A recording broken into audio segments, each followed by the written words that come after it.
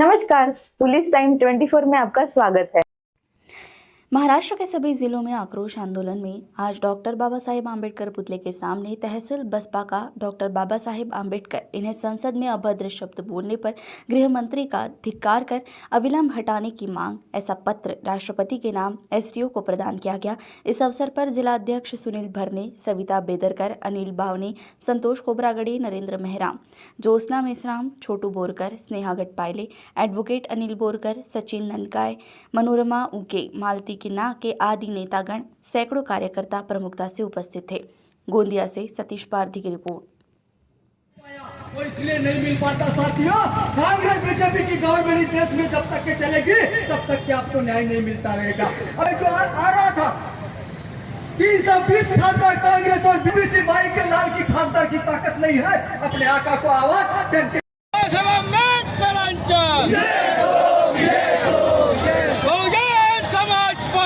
जिंदाबाद जिंदाबाद बहुजन समाज पार्टी जिंदाबाद मुर्दाबाद मुर्दाबाद। अमित शाह माफी मांगो माफी मांगो माफी मांगो। माफी तो तुमको मांगनी होगी मांगनी होगी मांगनी होगी। माफी तो तुमको मांगनी होगी मांगनी होगी मांगनी होगी। अमित शाह माफी मांगो माफी मांगो माफी मांगो। अमित शाह इस्तीफा दो इस्तीफा दो इस्तीफा दो। अमित शाह इस्तीफा दो इस्तीफा दो। अमित शाह इस्तीफा दो इस्तीफा दो। परम पूज्य डॉक्टर बाबा साहेब आंबेडकरांचा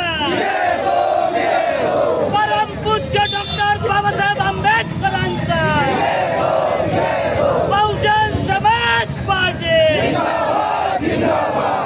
शहीद सोमनाथ सूर्यवंशी अमर रहे, शहीद सोमनाथ सूर्यवंशी अमर रहे।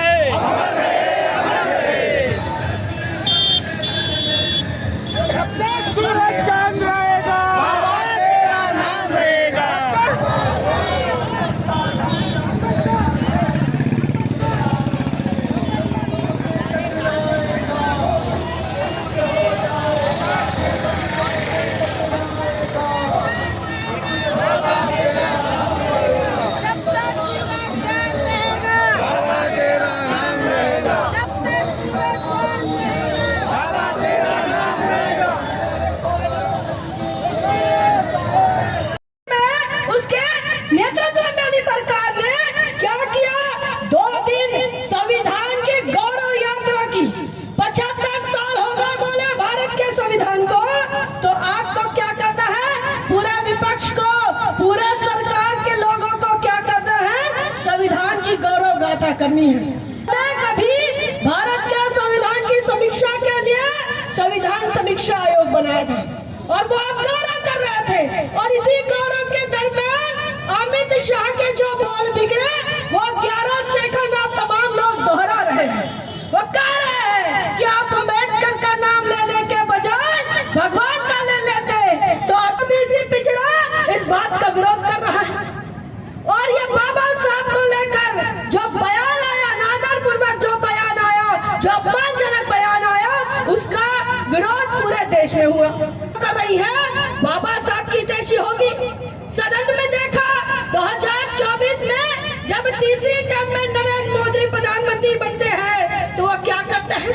संविधान को नमन करते हैं, संविधान को माथा झुकाते हैं और ऐसा दिखाते हैं कि भाई संविधान को बचाने वाले हम ही हैं, बदलने वाले भी यही है। लेकिन जब वो संविधान के सामने झुकते हैं, संविधान पर चर्चा करते हैं, तो हमको लगा कि भाई हमारे पीढ़ी को लगा, हमारे छोटे भाई बहनों को लगा भाई अब तो बीजेपी भी सुधर रही है। बाबा साहब को लेकर कैसे विचार है? बाबा साहब को लेकर कैसे विचार है? अरे जो संविधान समीक्षा आयोग अटल बिहारी की सरकार बनाती है उनके कैसे विचार है? तो आज जो आरएसएस के हेडक्वार्टर पर जो तिरंगा नहीं फहराया जाता, ये बाबा साहब के प्रति विरोध प्रदर्शित करते हैं। बाबा साहब अम्बेडकर को आरएसएस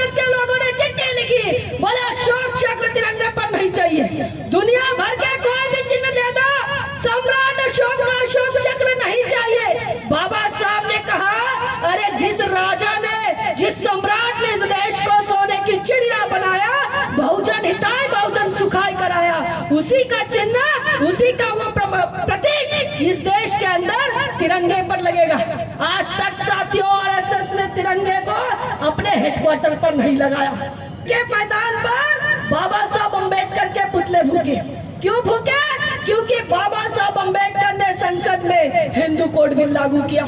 हिंदू कोड बिल के लिए बाबा साहब अम्बेडकर के पुतले फूके। साथियों, इतना ही नहीं, आपको बताऊं 6 दिसंबर 1992 को 6 दिसंबर 1992 को अयोध्या में बाबरी मस्जिद को गिराई गई। अरे 6 दिसंबर को हमारे महामानव का महापरिनिर्वाण दिन है। महापरिनिर्वाण दिवस के दिन बाबरी मस्जिद गिराई गई और ये कहते हैं बाबा साहब के हितैषी माइनॉरिटी और तमाम सवर्णों को इस देश के अंदर रहने का अधिकार। अपने प्राणों की आहुति दी ऐसे तमाम संत महापुरुषों को मैं, उनके विचारों को मैं अभिवादन करता हूँ। हजारों सालों के देश के उद्धार करता विश्व रत्न बोधिसत्व परम पूज्य डॉक्टर बाबा साहब अम्बेडकर जी को मैं अभिवादन करता हूँ, उनके विचारों को अभिवादन करता हूँ।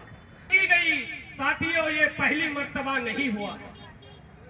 ये बार बार, चाहे वो सरकार कांग्रेस की हो, चाहे वो सरकार बीजेपी की हो, ये दोनों सरकारें मनवादियों की है। और ये जो मनवादी व्यवस्था है हजारों सालों से इसी तरीके से हमारे महापुरुषों का समय समय पर अपमान करती है। और हम तमाम बहुजन आज इस स्वतंत्र भारत में हम इस तरीके की होने वाली घटनाओं को आज के बाद कभी इनको अंजाम न दे, ऐसी व्यवस्था का हमें निर्माण करना पड़ेगा। तो जो जिस तरीके से अगर हम कांग्रेस का इतिहास देखें, आज जिनके बच्चे अभी 4 साल के बाद इस संविधान में जो जिस तरीके से समानतावादी जो विचारधारा पर आधारित संविधान है 1954 से लेके 1954 से लेके 1999 तक 99 बार इन लोगों ने संशोधन किए। और यही वो है, इनके दिल दिमाग में बाबा साहब के प्रति, संविधान के प्रति हमेशा ही जहर रहा है। और वही जहर अमित शाह के द्वारा संसद में बोला गया। साथियों, ये देखते रहते हैं कि इन अम्बेडकरवादियों में वो जो खून बह रहा है सही में गर्म है कि नहीं है। साथियों, इस मंच से मैं बताना चाहता हूं कि हमारा खून तब भी गर्म था 1818 में और आज भी गर्म है। संविधान के बारे में अपमानजनक टिप्पणी करने का क्या हश्र होता है। न विद्वान है और ये विश्व के सबसे बड़े विद्वान के द्वारा लिखे गए संविधान की समीक्षा करने चले हैं। इन लोगों ने न ढंग से 10वीं पास की है न 12वीं पास की है और इन लोग संविधान पर टिप्पणी करते हैं। और इस विश्व के सबसे बड़े विद्वान व्यक्ति डॉक्टर बाबा साहब अम्बेडकर के ऊपर टिप्पणी करते हैं। साथियों, कभी कभी मुझे कहा कि झूठों ने झूठों से कहा सच बोलो, झूठों ने झूठों से कहा सच बोलो। सरकारी फरमान आया है सच बोलो, सरकारी फरमान आया है सच बोलो। घर के अंदर झूठों की महफिल बैठी है। दरवाजे पे लिखा था सच बोलो, दरवाजे पे लिखा था सच बोलो। साथियों, इनके दिखाने के दांत और खाने के दांत अलग अलग होते हैं। पर इन लोगों ने कभी न जीते जी, चाहे वो कांग्रेस हो चाहे बीजेपी हो, क्योंकि जब बाबा साहब जिंदा थे तब बीजेपी नहीं थी पर आरएसएस थी। यही आरएसएस वाले, इन्हीं के आरएसएस के हेड गोलवलकर क्या कहता था कि इस देश में एससी एसटी ओबीसी को अगर समान अधिकार थे, वो एक खातर अधिकार को इन लोगों ने धीरे धीरे करके नष्ट कर दिए। और आज इन लोग हमारे महापुरुषों पे अपमानजनक टिप्पणियां तक करते हैं कि अन्याय अत्याचार गुलामियों पे होते हैं, गुलामों पर होते हैं। जो लोग राजा होते हैं, जो सत्ता में होते हैं, उनके महापुरुषों का कभी अपमान नहीं होता। मंत्री है, इसमें इस्तीफा देना चाहिए, उसी संसद में खड़े रह के माफी मांगना चाहिए। पूरे के पूरे अम्बेडकरवादियों से, संविधानवादियों से माफी मांगना चाहिए। इससे इस्तीफा लिया जाए ताकि आने वाले दिनों में कोई भी नेता जो भी संसद में हो, जिस तरीके से डॉक्टर बाबा साहब अम्बेडकर जी का अपमान करने की हिम्मत कर सके। तो साथियों, पहले पढ़ना होगा, क्योंकि बिना ज्ञान से आपकी हार निश्चित है, ऐसे कहने वाले परम पूज्य डॉक्टर बाबा साहब आंबेडकर के विचारों को मैं नमन करती हूँ। संसदेमध्ये हा जो शब्द प्रयोग केला कि आंबेडकर आंबेडकर आंबेडकर अगर बोलते तो भगवान मिल जाता, हमें भगवान चाहिए नहीं, हमको स्वर्ग में भी जाना नहीं है और तुम्हारे नरक में भी जाना नहीं है। और ये बोलते कि बाबा साहब के कारण क्या मिला है हमको, अरे बाबा साहब के कारण सब कुछ मिला है। अगर बाबा साहब का संविधान नहीं होता, और संविधान के प्रति दो शब्द बोलती हूँ कि रुतबा मेरे सर को तेरे संविधान से मिला है, हालांकि यह सम्मान भी मुझे तेरे संविधान से मिला है और उनको जो मिला है वो उनके मुकद्दर से मिला है, लेकिन मेरा मुकद्दर भी तेरे संविधान से मिला है, तेरे संविधान से मिला है। ना जिंदगी की खुशी ना मौत का गम, जब तक जी में है दम तब तक जय भीम कहेंगे हम, जय भीम कहेंगे हम। आज अगर वो सोचा जाए तो 85% ये बहुजन समाज है।